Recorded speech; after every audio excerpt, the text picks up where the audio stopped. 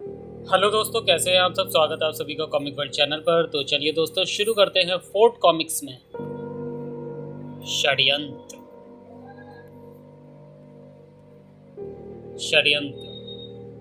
अखबार में छपी खबर से पूरे पुलिस विभाग में हड़कंप मच गया। कहने को तो खबर साधारण थी कि विशाल नगर के पुलिस उपायुक्त श्री शंकर राय की सड़क दुर्घटना में मृत्यु, परंतु हड़कंप मचा जब ये पता लगा कि श्री शंकर राय जिंदा है और सही सलामत घर पर है। ये सब कैसे हुआ, यही जानने के लिए तैयार होकर श्री शंकर राय सीधे अखबार के दफ्तर की ओर रवाना हो गए। अखबार के दफ्तर के सामने पहुंचकर जीप से चाबी निकाल ही रहे थे कि मिस्टर रघु, ये ब्लॉक प्रधानमंत्री की विदेश यात्रा के हैं। तो फिर अखबार में पुलिस उपायुक्त की मौत की खबर कैसे छप गई? मुझे तो खुद आश्चर्य है सर। और फिर ये खबर अगले दिन सुबह सच कैसे हो गई? सबसे अधिक चौंकाने वाली खबर थी कि जिस ट्रक ने उपायुक्त की जीप को टक्कर मारी थी उसमें ड्राइवर नहीं था, और अंत में वह ट्रक सामने पुलिस उपायुक्त की जीप की तरफ ऐसे मुड़ा जैसे उसकी दो आंखें हों। बड़ा आखिर आप लोगों ने समझ क्या रखा है? जो जी में आज छाप दिया, मैं मानहानि का दावा करूंगा। वो हमारी कुछ समझ में नहीं आ रहा। Fort times Vishal Nagar high court के चीफ जस्टिस श्री कंवरजीत चौहान के पूरे परिवार की रहस्यमय मृत्यु। हे भगवान, ये क्या छप गया? अब तो लगता है मुझे भी आत्महत्या करनी पड़ेगी। खबर पूरे विशाल नगर में जंगल की आग की तरह फैल गई। कुछ ही देर में जस्टिस चौहान का बंगला पुलिस की छावनी बन गया, और बंगले के अंदर सर, कमिश्नर साहब और श्री दुग्गल की मृत्यु के पीछे गहरी साजिश का आभास हो रहा है।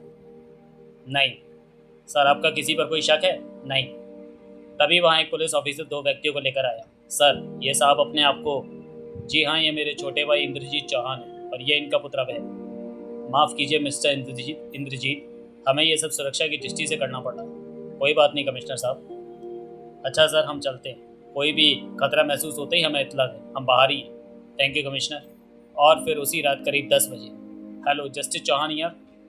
हेलो जस्टिस चौहान, पहचाना मुझे? मैं हूँ अशोक सिन्हा, जिसके मौत के परवाने पर तुमने दस्तखत किए थे 3 मासूम लड़कियों के बलात्कार और हत्या के झूठे इल्जाम में।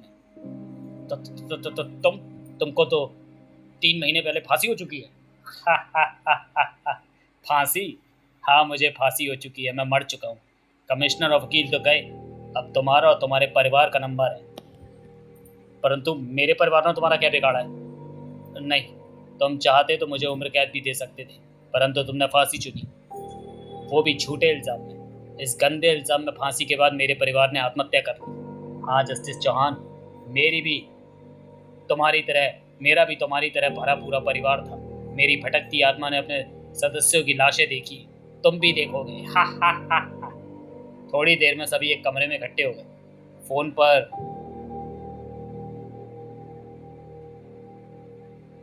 कमिश्नर, उसने फोन पर धमकी दी है, वो मुझे छोड़ेगा नहीं।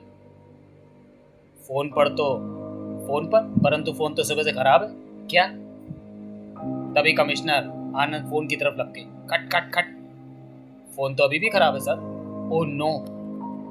तभी बाहर से एक चीख सुनाई दी और नहीं। Indrajit, uncle, daddy. इंद्रजीत ने होश आने पर बताया, मैं भाई साहब के कमरे की ओर आ रहा था कि सामने एक अजीब अजनबी को देखा। उसके बाल सारे सफेद थे किंतु मूछें काली थी। नजर का चश्मा पहना हुआ था। उसने मुझे सीढ़ियों से धक्का दे दिया।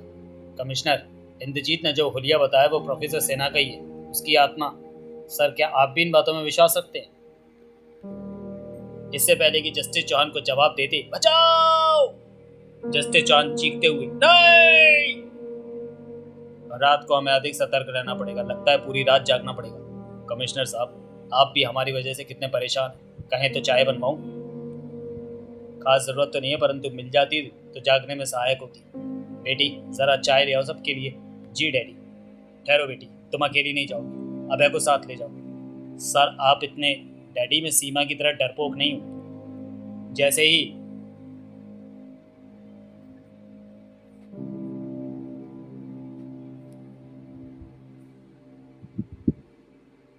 ही रश्मि किचन में घुसी, दरवाजा अपने आप बंद हो गया। खा! उफ, खुलता क्यों नहीं? उफ! Oh no! डैडी, ये तो रश्मि की आवाज है। नहीं, रश्मि भी मारी गई। कमिश्नर वह हमें नहीं छोड़ेगा। उसने सच ही कहा, एक एक करके सभी मारे जाएंगे, आप भी कुछ नहीं कर पाएंगे। उफ, यह अंधेरा क्यों हो गया? ए, कौन है उधर? यहाँ तो कोई नहीं है, लगता है वहम था। सर आप आराम करें, ये सब थकावट के कारण है। कमिश्नर के जाने के 2 मिनट बाद ओह, तभी कमिश्नर के कानों में श्री चौहान की चीख सुनाई दी। कमिश्नर! क्या हुआ सर? वो शेर कमिश्नर, वो शेर का सिर गुर्रा रहा था। शेर का सिर? मिस्टर इंद्रजीत, ये शेर का सिर हटवा दो। जी। अमर, क्या हुआ? अमर को 10 मिनट में होश आया। मैं अपना ध्यान बटाने के लिए वीसीआर पर पाकिस्तानी नाटक देख रहा था कि अमर चौहान, ध्यान बांटने की कोशिश कर रहे हो? तुम भी नहीं बचोगे। अपने बाप का किया औलाद को भुगतना पड़ता है, तुम भी भुगतोगे। कुत्तों की मौत मारे जाओगे। नहीं, मैंने घबरा कर टीवी बंद किया ही था कि इस खिड़की का शीशा, लेकिन वो तो सही सलामत है। बेहतर हो आप लोग अपना दिल मजबूत करें। कोशिश करते हैं कमिश्नर, अगली सुबह। हेलो सर, अब कैसा महसूस कर रहे हैं? ठीक है कमी। ये तो अमर की मम्मी की आवाज़ है। अमर आ! नहीं, ओ नो, हे भगवान। सर, भाई साहब। अगले दिन। इंद्रजीत, जरा घर का ख्याल रखना। जी। कमिश्नर, तुम्हारी इतनी ज़बरदस्त सुरक्षा व्यवस्था के बावजूद मेरे 3 बच्चे मारे गए। हम लोग यहीं कौन से सुरक्षित हैं? सर आप बहुत बड़ा खतरा उठा रहे हैं इस तरह अकेले। परंतु आप लोग जा कहाँ हैं? हम लोग कुछ दिनों बाद लौट आएंगे। और हाँ कमिश्नर, प्लीज़ हमारे पीछे ना आए। अपने फार्म हाउस पर। Farm house? जी हाँ। अच्छा कमिश्नर, ज़िंदगी रही तो फिर मुलाकात होगी। भगवान आपकी रक्षा करे सर। करीब 2 घंटे बाद। क्यों भाई, क्या हो गया? साहब, आगे सड़क धंस गई है, इधर से जाइए जरा ध्यान से, आगे रास्ता खराब है। 2 मिनट बाद। ये लो, हटाओ ये सब, जल्दी करो। उफ, यहाँ तो सड़क भी नज़र नहीं आ रही। कैसा रास्ता है, दिन में भी रात जैसा अंधेरा। लाइट जलाता हूँ। टिक टिक टिक। ओह, आगे तो रास्ता ही नहीं है। टिक टिक की ये आवाज़ कैसी? सुनिए, मुझे तो बहुत डर लग रहा है। टिक टिक टिक। ये तो कार मोड़ने की भी जगह नहीं है।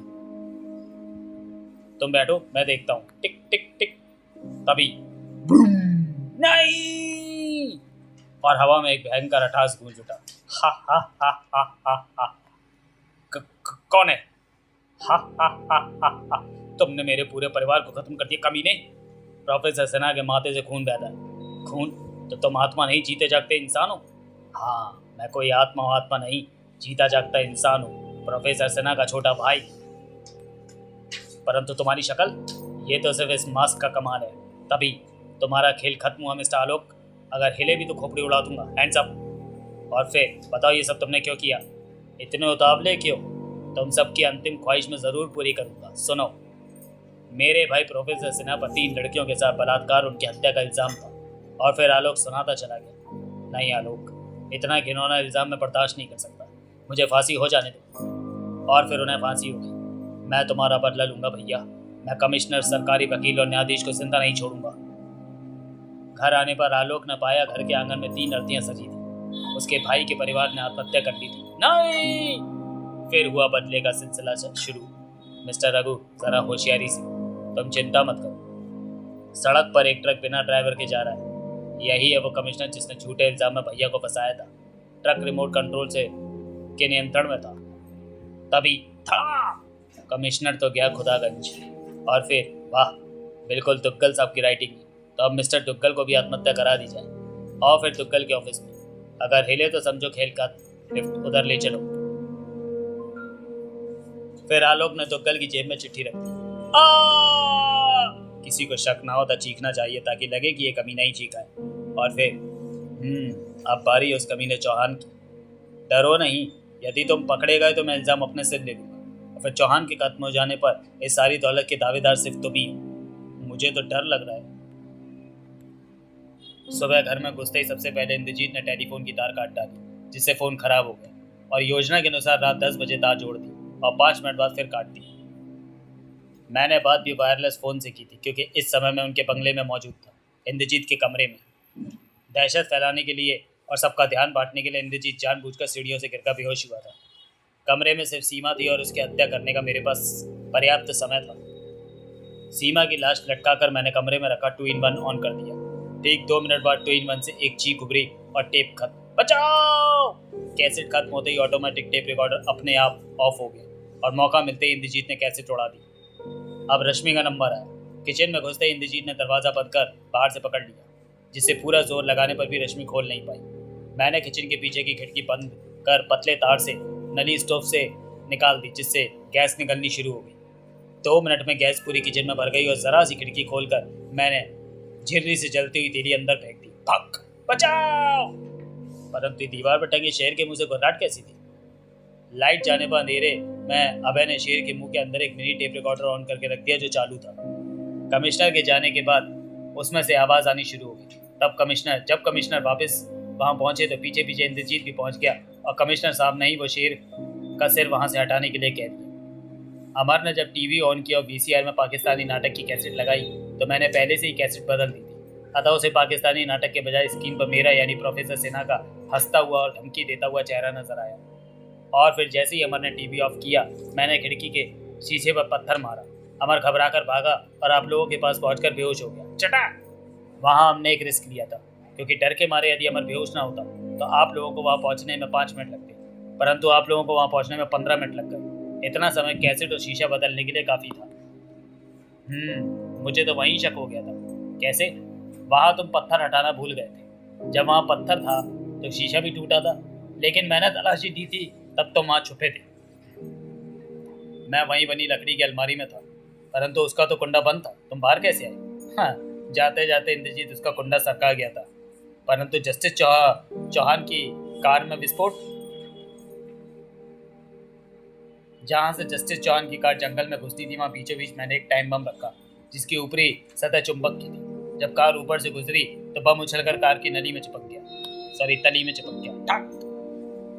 भड़ाम! आ! रुक जाओ आलोक, वरना मैं तुम्हें गोली मार दूंगा।